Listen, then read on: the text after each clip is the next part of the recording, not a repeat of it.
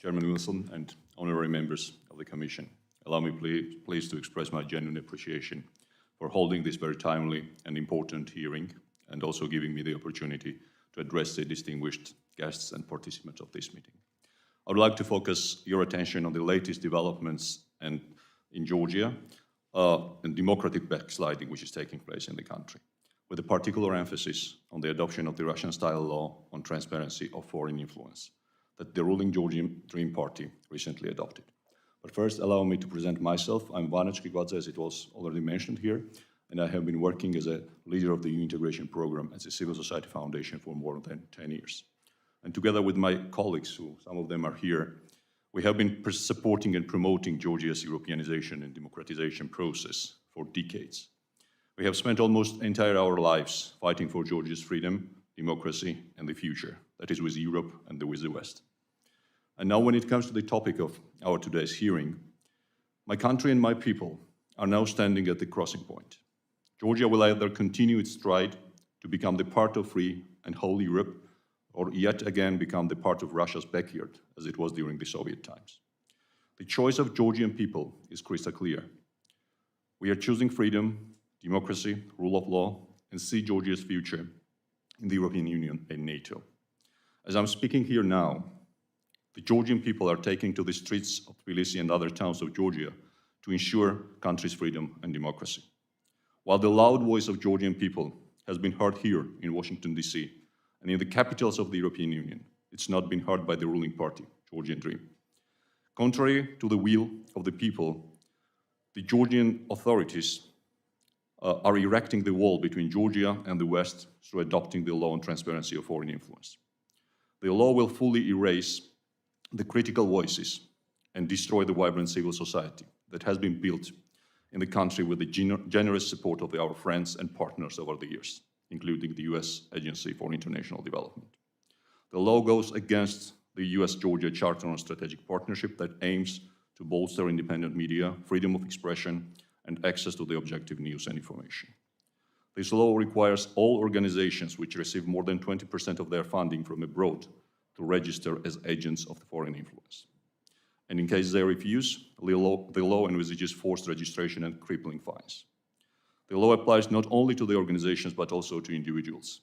It would allow the state institutions to demand and access sensitive personal data of private citizens and seize their assets without due process. In less than 5 months, Georgia will have crucial general elections. There is high threat that these elections will take place without critical media, independent civil society, and local election observers. The law depicts civil society activists as traitors to the country and foreign agents, and it is being used by the ruling party to discredit the organizations and individuals that would otherwise help to preserve Georgia's democracy in October. Even before the formal implementation of the law, many peaceful protesters have already been facing state-promoted terror. Hundreds of peaceful protesters have been arrested and beaten up, and civil society experts, like myself, face regular threats against our lives and our families. Graffitis and posters, which is one is here, as you can see, with terms such as enemy of the nation and the foreign agent lives here, are appearing on the offices and private homes of pro-democracy activists. Unidentified assailants have ambushed dozens of activists with impunity. Despite hundreds of arrests of peaceful protesters, there has not been a single case where the state authorities effectively investigated and held accountable officials for excessive use of force or their responsibility for assaulting protest participants. It's clear that these type of actions are fully condoned or even encouraged by the ruling party.